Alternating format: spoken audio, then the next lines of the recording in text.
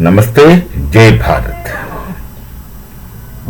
The opposition seems to be enjoying themselves under the impression that there is a saying or rumor that after 75 years of old age, both my Prime Minister and Sir Sangh Chalak shall retire.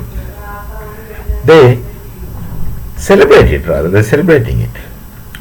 Now, you don't have to go into these details because such expression never took place seriously by anyone. But let me talk about the Bharatiya Sanskrit. So, assuming that a man's life is 100 years, the life of a person is divided into 4 ashramas.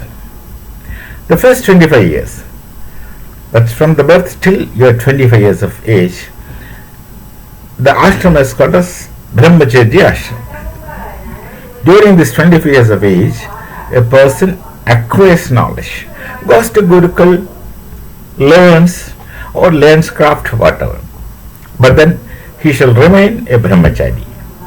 And during the process, he does all the work towards acquiring knowledge, skills, whatever.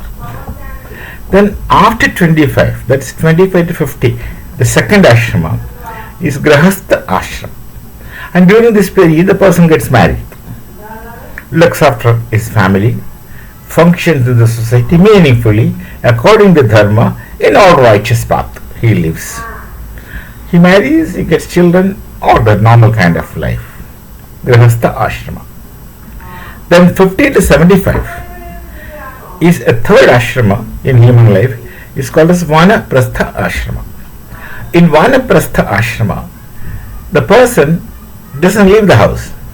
He stays in the house with his family, his children, their families, grandchildren, etc. But then that time his function is to provide guidance to this next generation, not just his sons, but to grandsons also and the entire family.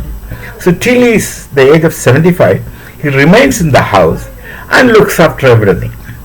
After 75, the fourth and last ashrama in man's life is that he goes to tapasya. That he leaves household and goes to tapasya. Tapasya doesn't mean that you go to aranyakas or you go to aranyas or forest, sits meditating. That's one form of tapasya. He leaves everything.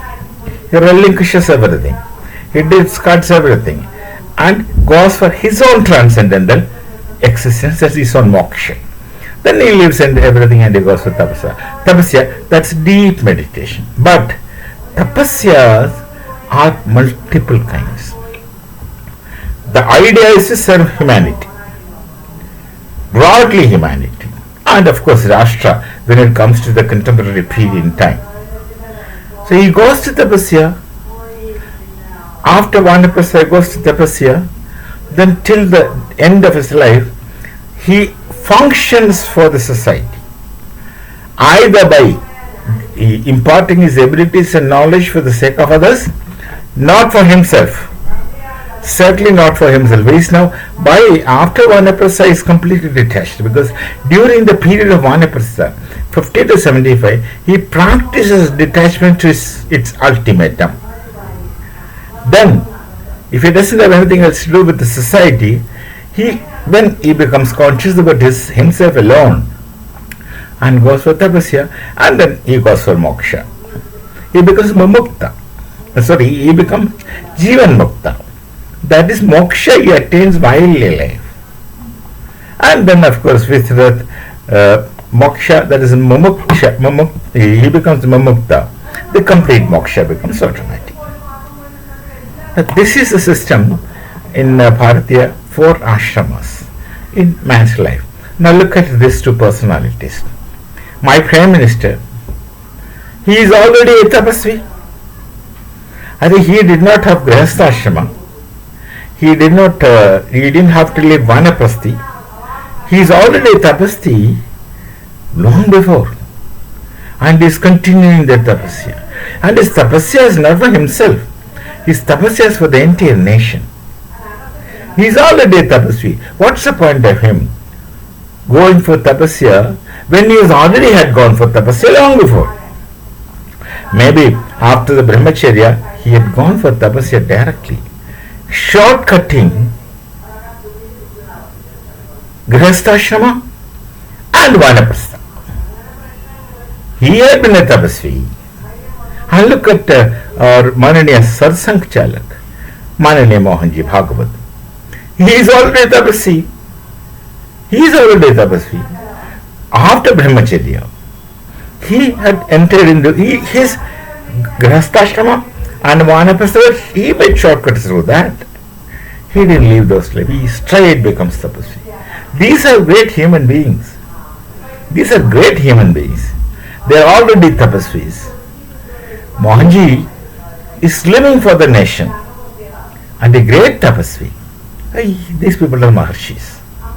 Maharshis of modern times, though we don't give them that terminology.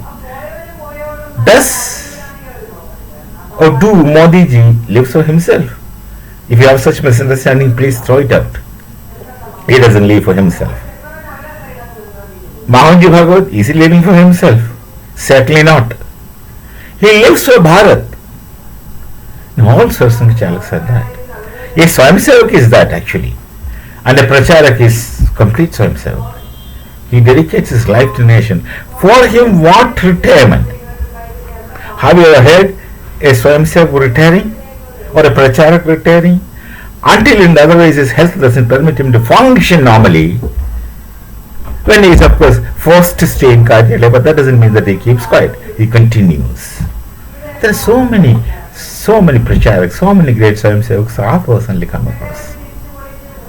And they live till the last of their life for the nation, for making the other members of society meaningful and giving them meaningful existence. And look at the audacity of the opposition. They take things literally. They never had gone into the deep Sanskriti of Bharat. They want they assume that Modi ji will retire, Mohanji will retire. No, this is impossible. They already are retired. They are not having money in Italy, banks, foreign banks. They are not having antique shops everywhere. They don't have. They don't go abroad for treatment. They don't go for treatment. These people are already tapasvis. They are Maharshis. No, don't expect a Maharshi to retire. Do not ask Vishwamitra to retire. Or you can't ask Ramana Maharshi to retire. You can't ask Sri Aurobindo to retire. They don't. Because they've already retired from this kind of life as you understand what life is. Look at the irony of the people. Are they so short-brained, small-brained, nitwits who only searches for their advantages? Their advantages. We shall meet again with some sort. Do not entertain such idiotic thoughts anymore. We shall meet again. Namaste. Jai Bharat and Jai Sri Ram.